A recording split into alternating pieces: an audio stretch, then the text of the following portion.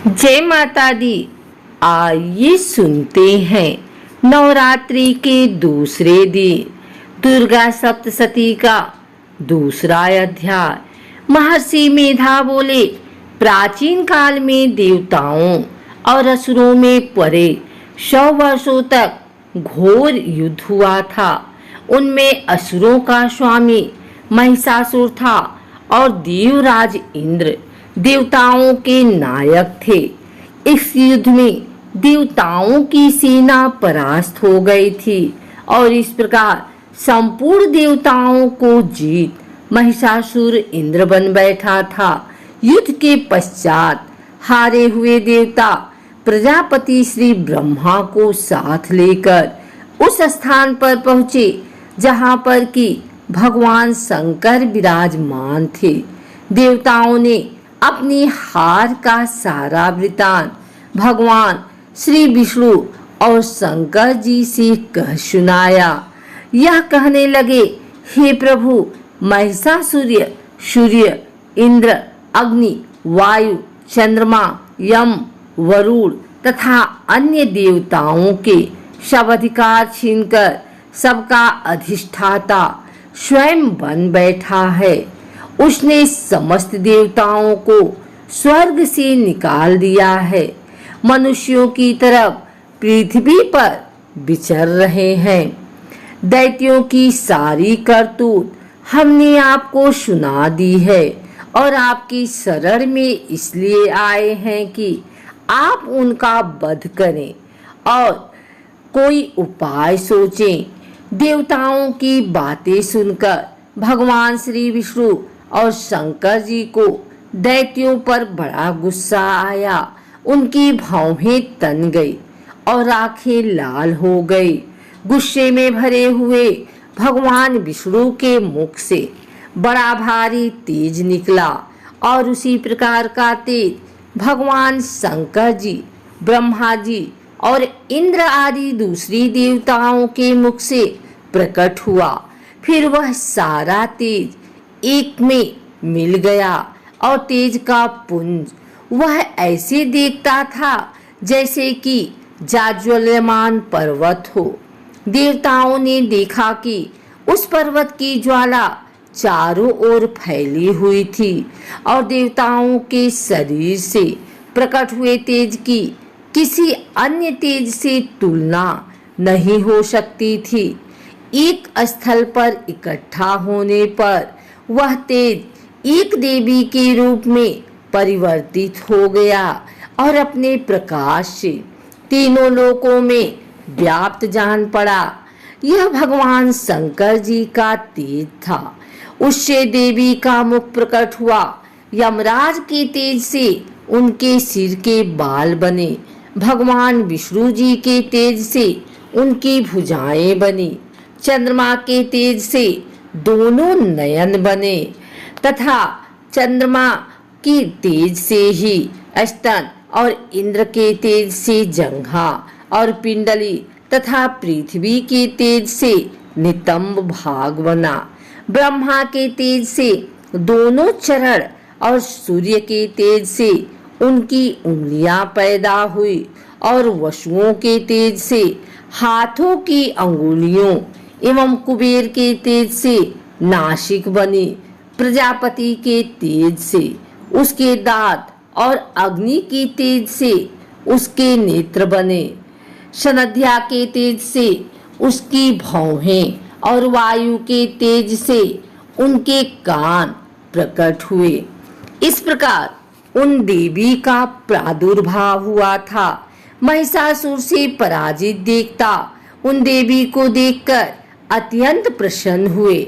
भगवान शंकर जी ने अपने त्रिशूल में से एक त्रिशूल निकालकर उन देवी को दे दिया और भगवान विष्णु ने अपने चक्र से एक चक्र निकालकर देवी को दिया। वरुण ने अपने चक्र में से एक चक्र निकालकर देवी को दिया और शंख तथा अग्नि की शक्ति भी दी।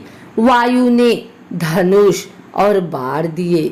सहस्त्र नेत्रों वाले श्री देवराज इंद्र ने उन्हें अपने वज्र से उत्पन्न करके वज्र दिया और ऐरावत हाथी का 1 घंटा उतार कर देवी को भेंट किया। यमराज ने उन्हें काल दंड में ले 1 दंड दिया। वरुण ने उन्हें पास दिया। प्रजापति ने स्फटिक की माला दी और ब्रह्मा जी ने उन्हें कमंडलू दिया। सूर्य ने देवी की समस्त रोमों में अपने कीड़ों का तेज भर दिया। काल ने उन्हें चमकती हुई काल और तलवार दी तथा उज्जवल हार और दिव्य वस्त्र उन्हें भेंट किए। और इनके साथ ही उसने दिव्य चूड़ामणि दी, 2 कुंडल, कंकड़, उज्जवल अर्धचंद्र, बाहों के लिए बाजूबंद, चरणों के लिए नुपुर, गले के लिए सुंदर हसली और अंगुलियों के लिए रत्नों की बनी हुई अंगूठियां उन्हें दी। विश्वकर्मा ने उनको फरसा दिया और उसके साथ ही कई प्रकार के अस्त्र और अभेद कवच दिए। और इसके अतिरिक्त उसने उसे कभी न कुम्भलाने वाले सुंदर कमलों की मालाएं भी दी। समुद्र ने सुंदर कमल का फूल भेंट किया। हिमालय ने सवारी के लिए सिंह और तरह तरह के रतन देवी को भेंट किए। यक्षराज कुबेर ने मधु से भरा हुआ पात्र और शेषनाग ने उन्हें बहुमूल्य मणियों से विभूषित नागहार भेंट किया। इसी तरह दूसरे देवताओं ने भी उन्हें आभूषण और अस्त्र शस्त्र देकर उनका सम्मान किया। इसके पश्चात देवी ने उच्च स्वर से गर्जना की। उसके इस भयंकर नाद से आकाश गूंज उठा। देवी का वह उच्च स्वर किया हुआ सिंहनाद समान न सका। आकाश उनके सामने छोटा प्रतीत होने लगा। उससे बड़े जोर की प्रतिध्वनि हुई, जिससे समस्त विश्व में हलचल मच गई और समुद्र कांप उठे। पृथ्वी डोलने लगी और सबके सब पर्वत हिलने लगे। देवताओं ने उस समय प्रसन्न हो सिंहवाहिनी जगतमयी देवी ने कहा, देवी तुम्हारी जय हो। इसके साथ महर्षि ने भक्तिभाव से विनम्र होकर उनकी स्तुति की। संपूर्ण त्रिलोकी को शोक मग्न देखकर दैत्यगण अपनी सेनाओं को साथ लेकर और हथियार आदि सजाकर उठ खड़े हुए। महिषासुर के क्रोध की कोई सीमा नहीं थी। उसने क्रोध में भरकर कहा, यह सब क्या उत्पात है। फिर वह अपनी सेना के साथ उस ओर दौड़ा जिस ओर से भयंकर नाद का शब्द सुनाई दिया था, और आगे पहुंचकर उसने देवी को देखा जो कि अपनी प्रभा से तीनों लोकों को प्रकाशित कर रही हैं। उनके चरणों के भार से पृथ्वी दबी जा रही थी। माथे के मुकुट से आकाश में एक रेखा सी बन रही थी और उनके धनुष की टंकार से सब लोग क्षुब्ध हो रहे थे। देवी अपनी सहस्त्र भुजाओं को संपूर्ण दिशाओं में फैलाए खड़ी थी। इसके पश्चात उनका दैत्यों के साथ युद्ध छिड़ गया और कई प्रकार के अस्त्र शस्त्रों से सबकी सब दिशाएं उद्भासित होने लगी।